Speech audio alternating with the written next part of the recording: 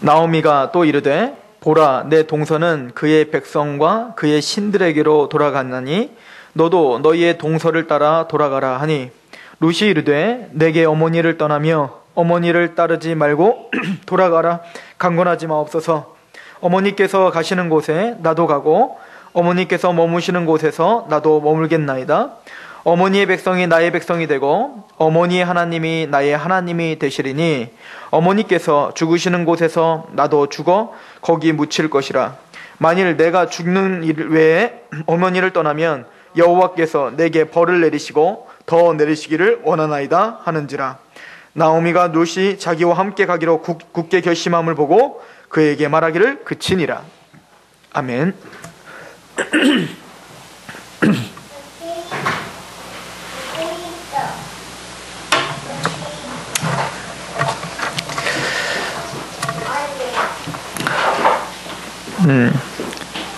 예전에 책으로도 베스트셀러가 되고 또 영화로도 만들어진 것 중에 우리 생애 최고의 해라고 하는 영화가 있습니다. 2차 세계대전 때 해럴드 레셀이라고 하는 청년이 있었는데 그 레셀이라고 하는 청년은 공수부대원으로 2차 세계대전에 참전을 한 거예요. 참전을 해서 이제 폭탄에 맞아서 두 팔을 다 잃어버렸어요. 다 잃어버리고 이제는 제대를 하고 얼마나 낙심이 됐겠습니까? 그래서 하나님 앞에 원망하며 또 낙심이 돼서 기도를 끊임없이 했대요. 하나님, 나는 이제 쓸모없는 사람이 됐습니다. 하나님, 나는 이제 쓸모없는 사람이 됐습니다. 그렇게 계속 하나님 앞에 원망하며 기도할 수밖에 없는 그 처절한 심정이 있었겠죠. 우리가 어떻게 그 심정을 알 수 있겠습니까? 근데 그 레셀이라고 하는 사람에게 하나님의 음성이 들려왔대요. 이렇게 들렸다고 합니다. 하나님께서 그의 귓가에 말씀을 하셨는데 너는 잃은 것보다 얻은 게 더 많지 않니? 이렇게 말씀을 하셨다는 겁니다. 내가 두 팔을 다 잃었는데 무슨 소리입니까? 그리고는 곰곰이 한번 생각을 해보게 됐다는 거예요. 기도 중에 계속 생각을 한번 해보게 됐다는 거예요. 그랬더니 정말로 잃은 것보다 얻은 것이 훨씬 많은 걸 깨달은 겁니다.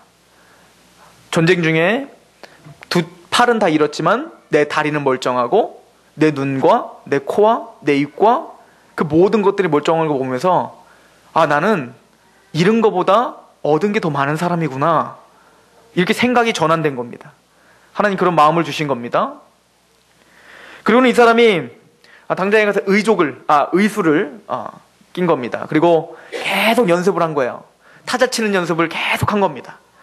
그래서 타자를 치는 연습을 해서 자기의 그 경험담, 전쟁에서의 그 모든 경험담, 이런 것들을 글로 쓰기 시작했습니다. 그리고는 그게 책으로 나왔고 그게 베스트셀러가 됐고 그리고 영화까지 만들어지게 됐습니다.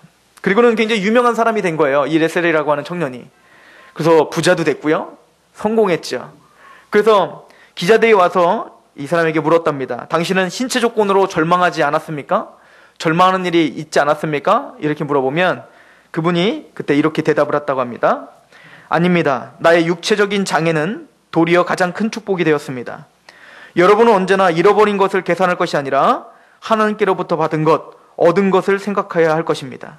그 은혜에 감사하며 그것을 사용할 때 하나님께서는 잃은 것의 열매를 크게 보상해 주십니다.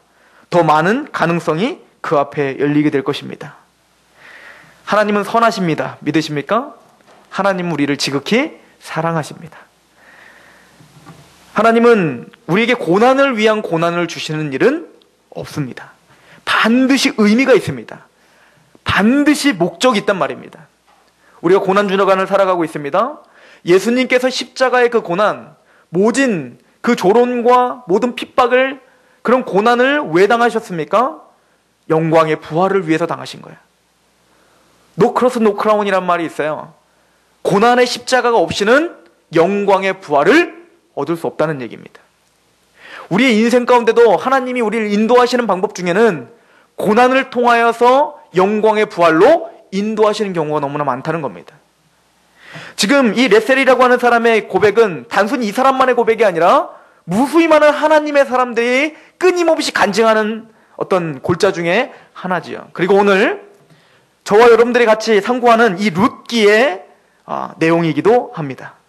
나오미라고 하는 여자가 있었습니다. 이 여자는 유대 땅 베들레헴에 살았던 사람이에요. 그런데 그 베들레헴에 흉년이 들었습니다. 그래서 살 길이 막막해져서 아마 남편이랑 두 아들이랑 같이 모압 땅에 갔습니다. 모압 땅은 예전에 롯이, 아브라함의 조카 롯이 딸들과 근친상간을 해서 낳은 그 아들이 모압입니다. 그래서 어떻게 보면 이스라엘 백성과 먼 친척이기도 하시면서 여러분들이 성경을 계속 보면은 이스라엘 백성들이 끊임없이 전쟁을 하는 나라 중에 하나가 또 누구냐면 모압입니다.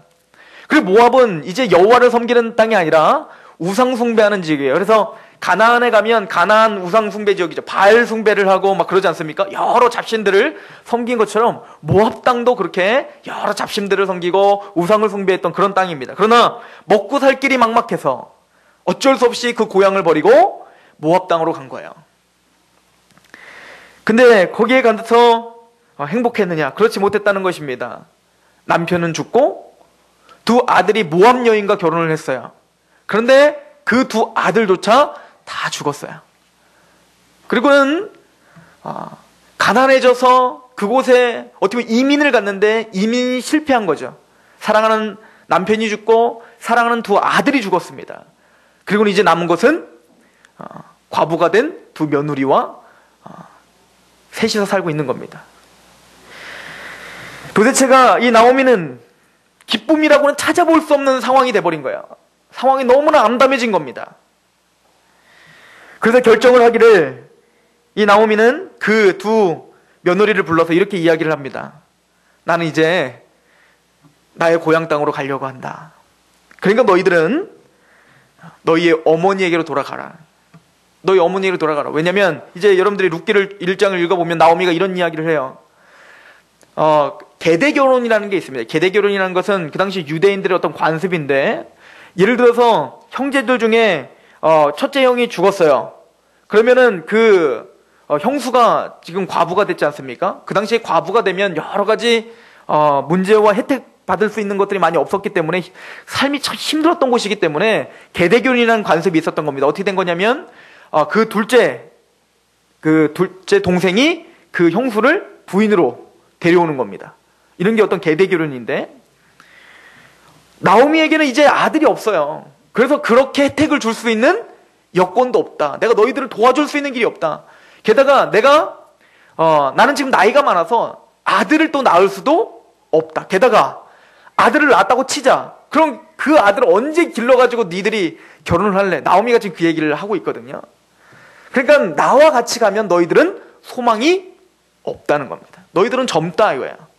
얼마든지 어차피 나는 유대인이고 너희는 모압 사람이기 때문에 너희 어머니네 집에 가면 그냥 모압 사람들끼리 그렇게 결혼을 해서 그렇게 살면 된다 이거야. 그러나 니들이 나를 따라오면 아무 소망이 없어요. 왜냐면 다른 데 또 아무렇게나 결혼해서는 안 되니까요. 그런데 여러분들이 잘 아는 것처럼 두 며느리 중에 오르바와 룻이, 오르바가 두 며느리가 이렇게 말을 합니다. 나는 절대 떠날 수 없습니다. 나는 어머니와 같이 가겠습니다. 그랬더니 두 번 다시 이야기를 하죠. 그랬더니 오르바가 그렇게 하기로 하고, 오르바는 먼저 어떻게 합니까? 떠납니다.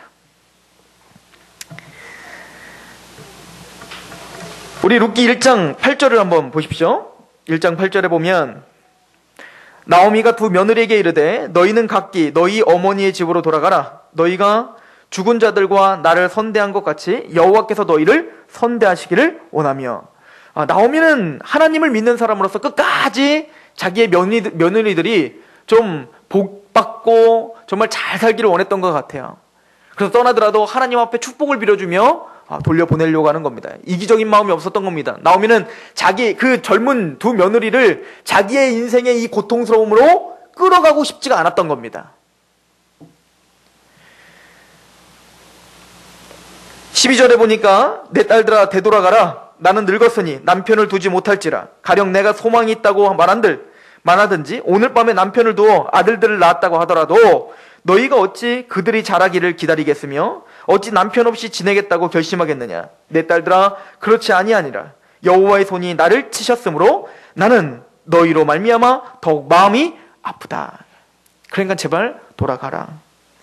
이 말을 듣고 오르바는 시어머니에게 입을 맞추고 떠났습니다. 그런데 나오미는 그 오르바처럼 떠나지 않고 끝까지 어머니와 하겠습니다 라고 이야기를 하고 있죠. 15절에 보니까 나오미가 또 이르되 보라 내 동서는 그의 백성과 그의 신들에게로 돌아가니. 근데 의미심장한 이야기를 하고 있어요. 오르바가 어머니를 떠나서 자기의 살 길을 찾아 갔는데 그것은 단순히 자기의 살 길을 찾아서 간 것이 아니라 누구에게 갔대요? 그의 백성과 그의 신들에게로 갔다. 왜죠? 모압 땅은 우상 숭배 지역이에요. 그런데 아마 나오미와 그 식구들은 다 여호와 하나님을 섬겼습니다. 하나님을 제대로 잘 섬겼던 그런 건전하고 건강한 믿음이 있었던 가정인 것 같아요. 그러다 보니까 이제 그 이방인이지만 신앙을 가졌을 거 아닙니까? 하나님을 또 믿었을 거 아닙니까? 며느리들이. 그런데 오르바는 이런 암담한 상황이 와서 암담한 그런 환경이 오니까 단순히 자기 살 길을 찾아가서 간 것이 아니라 성경은 그것을 뭐라고 지적을 하냐면 그의 백성과 그의 신들에게로 돌아갔다라고 말하고 있는 거예요. 신앙을 저버린 것으로 지금 이야기하고 있는 것입니다. 신앙이라는 것은 어떻게 보면 고난이 닥쳐올 때에 이게 진짜 신앙인지 아닌지를 확인해 볼 수가 있을 거예요. 항상 편하고 뭔가 겉모습이 또 우리의 어떤 실생활이 항상 평탄한 길을 갈 때에 그때는 신앙이 좋아 보일 수 있어요. 그때는 참 신앙인 것 같이 보일 수 있습니다. 그러나 상황이 고통스러워지고 고난이 찾아올 때 참 신앙인과 그렇지 않은 사람이 구분되기 시작합니다. 예수님께서 이런 이야기를 합니다. 주인에 대한 이야기를 하면서 양 갈림길에 있을 때 예를 들어 강아지가 막 쫓아와요. 개가 쫓아올 때 누구 주인인지 몰라요. 그런데 양 갈림길로 나눠질 때 어디를 쫓아가느냐에 따라서 그 주인이 누구였는지를 확인할 수 있는 것처럼 고통 가운데 있을 때 양 갈림, 신앙을 택해야 되는가 아니면 나의 삶과 나의 어떤 평안을 택해야 되는가 라고 어떤 양 갈림길이 우리의 인생 가운데는 수도 없이 많이 생길 것입니다. 작은 것이든 큰 것이든 그런 것이 생길 때에 우리는 어디를 쫓아가는가를 통해서 우리의 믿음을 다시 한번 점검해 볼 수 있는 겁니다. 지금 이 두 며느리가 바로 지금 그 기로에 서 있었던 거예요. 그 중대한 기로에 서 있었는데 바로 오르바라고 하는 며느리는 자기의 신들에게로 돌아간 것입니다. 왜요? 어머니에게 있어서는 소망이 없기 때문에 그렇습니다. 물론 끝까지 같이 있어 보려고 했습니다. 그러나 그것을 끝까지 견딜 수 있는 신앙이 없었나 봅니다. 그러나 그 반면에 루시 하는 이야기를 들어보십시오. 16절입니다. 같이 한번 읽어볼까요? 시작. 루시 이르되 내게 어머니를 떠나며 어머니를 따르지 말고 돌아가라. 강권하지 마옵소서. 어머니께서 가시는 곳에 나도 가고 어머니께서 머무시는 곳에 나도 머물겠나이다. 어머니의 백성이 나의 백성이 되고 어머니의 하나님이 나의 하나님이 되시리라. 어머니의 백성, 즉 이스라엘, 나는 이스라엘인이 됩니다. 나는 이스라엘입니다. 나는 더 이상 모압의 여인이 아닙니다. 나는 하나님의 백성입니다. 나는 더 이상 모압의 신들을 쫓는 사람들이 아닙니다. 나는 여호와 하나님을 쫓는 사람입니다. 그러니 나를 가지 말라, 나를 가라 하지 마옵소서. 즉 이것은 지금 신앙에 대한 선택이었던 거예요. 나오미를 향한 사랑과 그 사랑은 뭡니까? 그 밑바닥에 하나님에 대한 사랑이 있었기에 끝까지 나오미를 붙잡을 수 있었던 지금 룻의 신앙을 보고 있는 것입니다. 나는 세상을 쫓지 않겠습니다. 나는 하나님을 쫓겠습니다라고 하는 하나님 우선순위가 하나님을 우선순위로 여기는 그 신앙이 지금 룻의 마음에 가득 담겨 있었던 거예요. 그리고는 룻은 결심한 겁니다.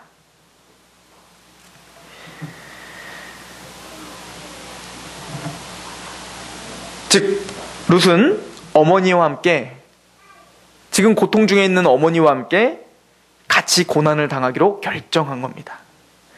내가 모압에 있는 어머니에게로 가서 평탄한 삶을 사는 것보다 여호와 하나님의 백성과 함께 여호와를 부르며 찬양하며 고난받기로 결정한 겁니다. 이것은 룻만 그런 결정을 했던 것이 아닙니다. 여러분들 히브리서 11장을 보시면 모세가 이런 중대한 결정을 했다고 성경에 써 있죠. 애굽의 모든 보화보다도, 애굽에 있는 모든 부하와 모든 권력과 모든 혜택보다도 주님과 주님의 백성과 함께 고난을 당하는 것을 더 좋게 여겼어요. 그래서 어떻게 했다는 겁니까? 그 부귀영화를 내려놓고 하나님을 선택했다는 겁니다. 예수님을 선택했다는 겁니다. 이게 히브리서 11장의 모세에 대한 기록입니다. 우리 상록교회 성도님들은 저를 비롯해서 모두가 다 이런 기로에 서서 하나님을 선택할 수 있는 그런 신앙인이 되길 소망합니다.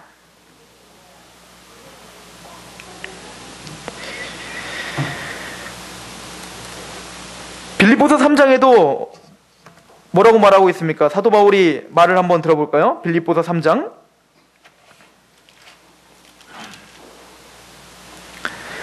4절부터 보면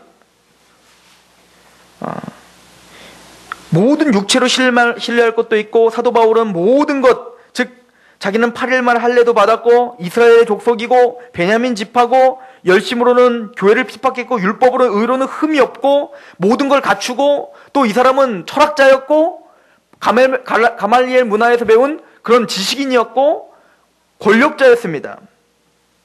그랬던 이 사람이 뭐라고 고백을 합니까? 9절입니다. 같이 한번 읽어볼까요? 시작. 그 안에서 발견되려 함이니 내가 가진 의는 율법에서 난 것이 아니요 오직 그리스도를 믿음으로 말미암은 것이니 곧 믿음으로 하나님께서 난 의, 즉 예수 그리스도로 말미암아 우리에게 찾아온 그 의, 이것이 가장 값진 것으로 여겨서 8절에 이렇게 고백을 합니다. 같이 읽습니다. 시작. 또한 모든 것을 해로 여김은 내 주 그리스도 예수를 아는 지식이 가장 고상하기 때문이라. 내가 그를 위하여 모든 것을 잃어버리고 배설물로 여김은 그리스도를 얻고 그 안에서 발견되려 함이라. 이게 사도 바울의 신앙이었던 것처럼 우리도 동일하게 사도 바울은 사도 바울과 같이 예수님을 선택하고 하나님을 선택할 수 있는 그런 신앙이 되기를 바라고 있습니다. 이게 사실은 쉬운 일은 아니지요. 룻이, 여러분들은 이제 룻기를 다 아시잖아요. 그죠? 룻이 어떻게 되죠? 이제 베들레헴에 가서 기가 막히게 로맨스가 벌어집니다. 거기서 진짜 사랑을 만나요. 보아스라고 하는 아주 근사하고 또 능력도 있고 자상하고 신앙심도 좋은 모든 여자들이 아마 흠모할 만한 그런 남자를 만납니다. 이제부터 여러분들이 이제 룻기를 보면 그냥 한편의 그냥 짧은 드라마를 하나 보는 것과 같은 그런 이야기가 나와요. 근데 이것은 단순히 이야기만 그런 게 아니라 이 문법 자체가 이 히브리어로 쓰여진 이 진짜 이 룻기를 보면 아마 전문가들은 이렇게 고백을 합니다. 문학적인 굉장히 아름다운 기법으로 쓰고 있다는 거예요. 그런데 여러분들이 보시면 룻이 이제 먹을 것이 없지 않습니까? 그래서 이제 이삭을 죽으러 가요. 그 당시에 유대인들은 하나님이 법을 주셨어요. 어떤 법이냐면 추수를 할 때 이렇게 추수하면 이렇게 곡식들이 떨어지면 그것들을 다 담지 말라고 합니다. 왜냐면 이렇게 나그네들과 고아와 가부들과 이렇게 뭔가 경제적 어려움 있는 사람들이 와서 주워갈 수 있도록 하나님은 항상 뭔가 내려놓는 거예요. 막 내 거야 갖고 막 딱 해갖고 하나도 빈틈없이 다 가져가고, 이거는 성경적인 생각이 아닙니다. 좀 뭔가 빈틈을 주고 그래서 나를 통해서 많은 사람들이 혜택을 누릴 수 있게 하는 것이 하나님의 원리입니다. 그래서 이 룻도 그런 어떤 문화 가운데 이제 이삭을 주스러 간 거예요. 거기서 누굴 만났다고요? 보아스를 만났는데 이 룻기의 특징이 있습니다. 이 룻기의 특징은 하나님의 역사를 직접적으로 기술하진 않습니다. 하나님이 이렇게 하셨다, 이렇게 하셨다, 저렇게 하셨다. 지금 성경은 거의 그렇게 하죠. 하나님이 부르시고 막 이렇게 쓰여 있는데 룻기는 사실은 그런 기법을 의도적으로 쓰지 않고 있습니다. 그러나 여러분들이 누가 봐도 룻기를 보면 하나님이 역사하지 않고는 이렇게 될 수가 없어요. 즉 하나님은 지금 어떻게 하고 있습니까? 정확하게 룻을 인도하고 있습니다. 그러나 직접적인 기술만 쓰여져 있지 않을 뿐이에요. 그래서 여기 보면 재미있게 나와 있는데 한번 봅시다. 우리 룻기 2장을 한번 보세요. 2장 4절에 보면 보아스를 처음 딱 만나는 장면입니다. 모압 여인 2절부터 제가 보면 모압 여인 룻이 나오미에게 이르되 원하건대 내가 밭으로 가서 내가 누구에게 은혜를 입으면 그를 따라서 이삭을 주겠나이다 하니 나오미가 그에게 이르되 내 따라 갈지어다 하매 룻이 가서 베는 자를 따라 밭에서 이삭을 줍는데 우연히 엘리멜렉의 친족 보아스에게 속한 밭에 우연히 그냥 어떻게 하다 보니까 그 밭에 가 있어요. 근데 4절 같이 한번 읽습니다. 시작. 마침 보아스가 베들레헴으로부터 와서 베는 자들에게 이르되 여호와께서 너희와 함께 하시기를 원하노라 하니 그들이 대답하되 여호와께서 당신에게 복 주시기를 원하나이다. 전 여기서 강조하면서 읽어야 될 게 뭐냐? 마침. 뭐라고요? 마침. 기가 막힌 타이밍에 지금 룻이 어떻게 하다가 우연히 보아스네 밭에 가서 거기서 죽고 있는데 때마침 그때 딱 보아스가 등장한 거예요. 꼭 드라마에서 왜 기가 막힌 남자 주인공, 여자 주인공이 기가 막힌 타이밍에 딱 만날 수 있는 것처럼 하나님이 지금 보아스와 룻을 그렇게 기가 막힌 타이밍에 딱 만나게 하신 겁니다. 그리고는 또 이 룻을 만나기 전에 이미 보아스는 우연히 룻에 대한 이야기를 또 듣게 해요. 하나님이. 그래서 10절을 보면 룻이 엎드려 얼굴을 땅에 대고 절하며 그에게 이르되 나는 이방 여인이거늘 당신이 어찌하여 내게 은혜를 베푸시며 나를 돌보십니까? 나는 모압 여인인데 어떻게 해서 나에게 이렇게 은혜를 베푸십니까? 그랬더니 보아스가 이렇게 대답을 합니다. 11절에 보아스가 그에게 대답하여 이르되 내 남편이 죽은 후로 내가 시어머니에게로 행한 모든 것과 내 부모와 고국을 떠나 전에 알지 못하던 백성에게로 온 일이 내게 분명히 알려졌느니라. 여호와께서 내가 행한 일을 보답하시기를 원하며 이스라엘의 하나님 여호와께서 그의 날개 아래에 보호를 받으러 내게 온전한 상 주시기를 원하노라. 보아스는 지금 멀리서 와서 룻에 대한 이야기를 들었어요. 저 여인이 누구냐? 그랬더니 마침 또 옆에서 하인이 그걸 또 잘 알고 있었어. 룻에 대한 그 정보를 잘 알고 있는 하인이 막 얘기해 주는 거야. 사실은 저 여인은요, 모압에서 나오미라고 하는 여자와 함께 이곳에 왔는데, 그렇게 효심도 크고, 그렇게 모압 여인인데, 하나님에 대한 그 사랑과 또, 자기 부모에 대한 그 사랑이 너무 커서 참 괜찮은 사람입니다. 이렇게 딱 얘기를 하니까 보아스가 거기서 좋은 감정이 생기고, 또 룻도 그 보아스를 보자마자 좋은 감정이 생깁니다. 이게 누구의 역사라고 말합니까? 하나님의 역사라는 거예요. 하나님께서 나오미가 고통스럽게 그 고난 속에 있었지만 하나님은 그 고난을 위한 고난이 아니라 바로 룻을 준비하신 겁니다. 룻을 보아스와 이 시기에 이때에 마침내 만나게 하시려고 하나님은 지금 돌고 돌게 하신 거예요. 제 아내가 가끔 저에게 고백하는 게 있어요. 또 제가 하여튼 전주에만 가면 우리 장모님과 장인어른이 항상 고백하는 게 있어요.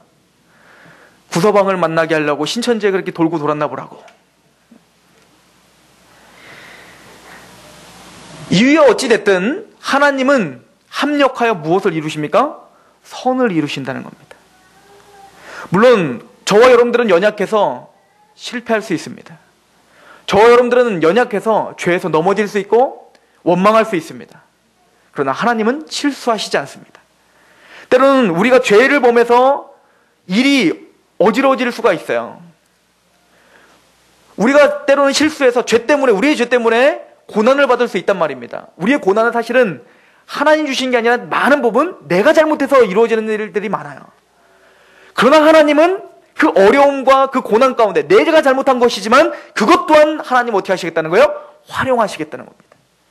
거기서부터 하나님은 다시 새롭게 우리의 인생을 빚어가 주시겠다는 겁니다. 그렇다면 우리에게 필요한 것이 무엇인가? 하나님이 우리의 인생과 여러분들의 가정을 분명히 이렇게 책임져 주시겠다면, 그렇다면 룻을 통해서 우리가 그럼 가져야 될 우리의 태도는 무엇인가? 저는 확신컨대 여러분들을 하나님이 반드시 선한 길로 인도하실 것입니다. 왜냐하면 로마서 8장에 뭐라고 써 있습니까? 하나님을 사랑하는 자, 곧 그 뜻대로 부르심을 입은 자들은 모든 것이 합력하여 선을 이루신다는 것. 그 앞에 이미 이 두 가지가 다 여러분들에게 합당하기 때문에 그래요. 여러분들은 하나님을 사랑하고 계시잖아요. 또한 하나님의 뜻대로 여러분들이 부르심을 받았다는 확증이 있으시지 않습니까? 그렇다면 그 말씀은 반드시 여러분과 저에게 또 이 교회에게 합당한 말씀이 됩니다. 하나님을 사랑하는 자, 곧 그때 뜻대로 부르심을 입은 자들에게 모든 것이, 지금 때로는 갈등이 되는 상황일지라도, 또 때로는 고통스러운 상황일지라도, 때로는 좋은 곳일지라도 그 모든 것이 합력하여 선을 이루게 되어 있습니다. 그러나 룻기를 통해서 우리에게 요구하는 바가 하나가 있어요. 그건 무엇이냐면 룻의 태도를 보자는 겁니다. 룻은요,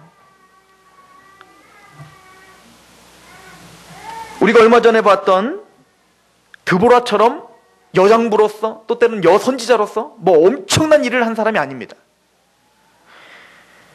또한 라합처럼 전쟁 중에 그 목숨을 걸고 자기 그 이스라엘의 군인들을 숨겨주는 목숨을 걸었던 그런 역사도 하지 않았습니다.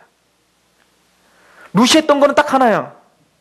그냥 내 앞에 있는 시어머니에게 최선을 다한 겁니다. 그렇지 않아요? 룻은 뭔가 계산적으로 지금 살아가고 있는 사람이 아니에요. 그냥 정직하게 성실하게 살아가고 있는 사람입니다. 하나님을 만나고 하나님을 믿었습니다. 그리고 하나님을 배반하지 않으려고 했습니다. 그리고 하나님을 알게 하신 이 시어머니에 대해서 정말 지극정성으로 최선을 다해서 섬겼습니다. 그것뿐입니다. 그리고는 유대 땅에 돌아와서도 어마어마하게 무슨 뭐 보아스를 만나려고 막 이쁘게 치장하고 막 뭐 그렇게 했던 여인이 아니에요. 그냥 지금 당장 먹을 것이 없어서 자기가 직접 나가서 이삭이라도 주스려고 한 거예요. 최선을 다해서 주스려고 한 겁니다. 그게 소문이 난 것뿐이에요. 즉 우리에게 요구하는 게 여기 있는 거예요. 하나님은 저와 여러분들에게 엄청난 역사와 사역을 하라고 말하지 않습니다. 물론 그릇이 달라요. 어떤 사람은 그렇게 할 수도 있고 어떤 사람 안 할 수도 있어요. 그거의 어떤 열매는 내가 100사람을 전도했다가 열매가 전부가 아니라 제가 보기에는 얼마나 충성했느냐의 문제인 거예요. 어떤 분은 선교지에 가서 30년 동안 정말 목숨을 걸고 최선을 다해서 했는데 3명밖에 전도를 못했어요. 그럼 이분은 실패한 겁니까? 아니요. 매 순간마다 정말 하나님 앞에 진작에 충성한 그것으로 상급이 아마 쌓여질 것입니다. 전 그걸 믿습니다. 그러므로 우리에게 나타난 어떤 열매로다가 녹구나무짐을 생각하지 마시고 나는 얼마나 충성하고 있느냐로 하나님의 상급을 기다리시길 소망합니다. 지금 룻은 그걸 보여주고 있는 거 아닙니까? 그래서 마침내는 보아스를 통해서 룻이 뭐가 됐다는 얘기입니까? 다윗의 할머니가 되는 거예요. 다윗의 할머니가 됐다는 얘기가 뭐예요? 마태복음에 이방 여인 중에 4명이 들어가 있는데 그 중에 한 명 룻이라는 이름이 딱 마태복음의 1장에 그 어마어마한 족보, 성경 이름 두꺼웠고 얼마나 많은 사람들이 이름이 쓰여져 있는데 그 많은 사람 중에 룻이라고 하는 이방 여인, 모함 여인이 딱 들어가는 겁니다. 즉 이 하늘에서의 상급이 얼마나 클까요? 그러나 하늘에서의 상급뿐만 아니라 룻은 이 땅에서도 평안한 삶을 살게 됩니다. 재미사업가 중에 백영준이라고 하는 분이 있습니다. 이분은 뭐 저희 세대는 아닙니다. 이분이 6.25 전쟁을 중에 남쪽으로 내려오신 거예요. 북한 쪽에 계시다가 남쪽으로 내려오셔서 남한에서 그렇게 열심히 사업을 했는데도 계속 실패한 겁니다. 그래서 어쩔 수 없이 미국으로 이제 다시 이문을 간 겁니다. 그래서 그 미국에서 성공을 했어요. 그분이 패코스틱이라고 하는 회사를 차려서 회장이 됩니다. 그리고 연매출 몇십억, 몇백억, 지금 하면 몇백억 정도 될 겁니다. 그 정도의 어마어마한 회사를 운영하는 회장이 된 겁니다. 그리고 이 사람이 책을 하나 써냈습니다. 이 책이 뭐냐면 나는 정직과 성실로 미국을 정복했다. 이분은 크리스찬입니다. 하나님께 항상 기도를 했대요. 그리고 오늘 만나는 사람에게 정말 정직하고 성실하게 대했답니다. 이 사람은 영어도 한마디도 못하고 미국으로 간 거예요. 그럼 만나는 사람에게 이렇게 이야기했대요. 이것이 핵심인데 No money, no English. 이게 뭔 말입니까? 난 돈 없습니다. 나는 영어 못합니다. 대신 정직하고 성실하게 그 앞에서 최선을 다하며 살았대요. 하나님이 나에게 맡겨주시는 영혼이라고 기회라고 생각하고 그 사람 앞에서 정말 하나님에게 하는 것처럼, 주님에게 하는 것처럼 그냥 아무것도 없어요. 돈도 없어요. 영어도 못해요. 근데 그 사람 앞에서 정말 정직하게 행했대요. 성실하게 행했대요. 하나님 그 사람을 쓰신 겁니다. 룻이 바로 그런 여인이었던 거예요.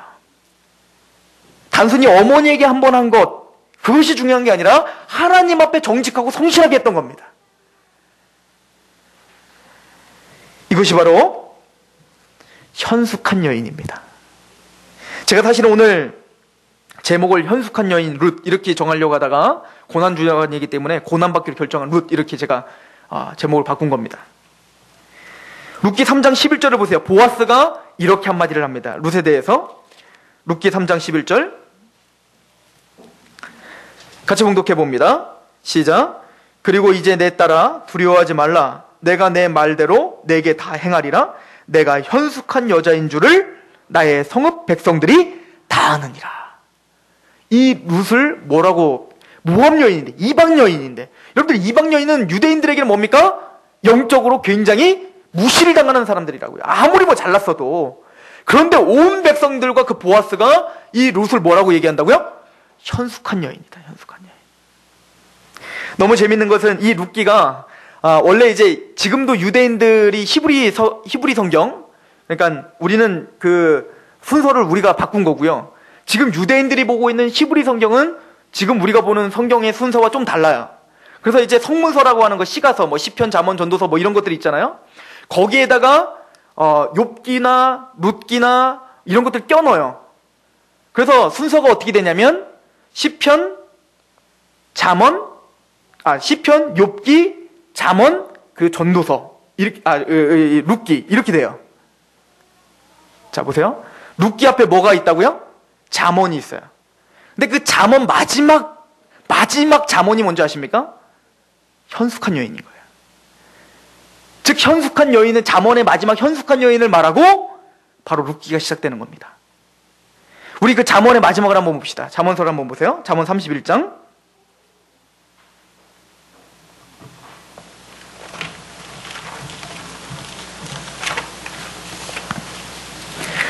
31장에 보면 현숙한 여인에 대한 이야기가 나옵니다. 10절부터 쭉 나옵니다. 10절에 누가 현숙한 여인을 찾아 얻겠느냐? 그의 값은 진주보다 더하니라. 그런 자의 남편의 마음은 그를 믿나니 산업이 핍절하지 아니하겠으며. 현숙한 여인을 맞아들인 남편은 그를 어떻게 한대요? 믿는다는 거예요. 믿어. 믿음직스러운 게 뭐야? 현숙한 여인이에요. 우리는 보통 현숙한 여인에 대해서 여자들의 어떤 로망은 뭡니까? 뭔가 아름답고 뭔가 막 이렇게 막 손톱에 뺑기칠하고 뭔가 이렇게 막 휘황찬란한 거 달고 좀 뭔가 교양 있는 여자. 그래요? 그렇죠. 뭐 이런 사람을 현숙한 여인이라고 하지만 하나님의 시각에선 그런 게 절대 현숙한 여인이 아닙니다. 어떻게 보면 억척스럽고 막 전투적이고 이런 여인을 지금 이야기하고 있어요. 한번 보세요. 11절에. 자, 12절에 그런 자는 살아있는 동안에 그의 남편에게 선을 행하고 악을 행하지 아니하고 그는 양털과 삼을 구하여 부지런히 손으로 일하며 상인의 배와 같아서 먼데 양식을 가져오며 밤이 새기 전에 일어나서 자기 집안 사람들에게 음식을 나눠주며 여종들에게 일을 정하며 맡기며 밭을 살펴보고 여장부예요. 여장부. 우리 권집사님 같아요. 보며 사며 자기의 손으로 본 것을 가지고 포도원을 일구며 힘있게 허리를 묶으며 자기의 팔을 강하게 하며 자기의 장사가 잘 되는 줄을 깨닫고 밤에 등불을 끄지 아니하며 손으로 손뭉치를 들고 손가락으로 가락을 뭐 어떤 느낌인지 아시겠죠? 그냥 막 일하고, 그리고 또 어때요? 20절에 그는 공고한 자에게 손을 펴며 단순히 내 일만 억척스럽게 하는 게 내 가정을 돌보는 것뿐만 아니라 불쌍한 사람이 있으면 그것들을 어떻게 해요? 나눠주고 돌봐주고. 그리고 21절에 자기 집 사람들은 다 홍색 옷을 입었으므로 눈이 와도 그는 자기 집 사람들을 위하여 염려하지 아니하며 뭐 이렇게 그러니까 모든 생계를 아주 그냥 다 맡아서 할 수 있는 여자. 이 여자를 현숙한 여인이라고 이야기하면 참 좋겠네요. 그죠? 근데 27절 보십시오.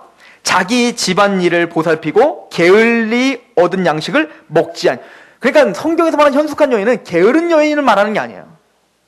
뭔가 치장만 하는 여인을 말하는 게 아니에요. 하나님이 나에게 맡겨주신 가정을 최선을 다해서 돌보는 여인을 현숙한 여인이라고 말하는 겁니다. 나의 모든 에너지를 쏟아붓도록 정말 이 가정과 하나님을 위해서 쏟아붓는 여인을 현숙한 여인이라고 본 겁니다. 29절에 덕행이 있는 여자가 많으나 그대는 모든 여자보다 뛰어나다 하느니라. 자, 그리고는 잘 들으십시오, 여자분들. 30절부터. 고운 것도 거짓되고 아름다운 것도 헛되나 오직 여호와를 경외하는 여자는 칭찬을 받을 것이라. 그 손의 열매가 그에게로 돌아갈 것이요 그 행한 일로 말미암아 성문에서 칭찬을 받을 것이다. 이게 현숙한 여인입니다. 근데 이게 누구라는 거예요? 룻이라는 겁니다. 제가 왜 이 구절을 제가 굳이 이 설교 끝에 찾았을까요? 이것은 지금 단순히 여자를 위한 말씀이 아닙니다. 우리는 바로 예수 그리스도의 다 신부들입니다. 우리가 예수님의 신부로서 오늘 어떤 여인이 되어야 되는가? 우리가 오늘 예수님의 신부로서 예수님이 오시는 신랑이 오시기를 맞이하는 신부로서 우리는 어떤 태도로 오늘 서 있어야 되는가? 하나님이 우리에게 맡겨주신 일을 정직과 성실로 충성할 때 우리는 현숙한 여인이라 깨끗한 나의 신부라 칭함을 받게 될 줄로 믿습니다. 룻과 같이 자기에 맡겨진 일에 큰 일은 아니더라도 그 일에 하나님 앞에 충성하시는 저와 여러분이 되길 소망합니다. 기도하겠습니다.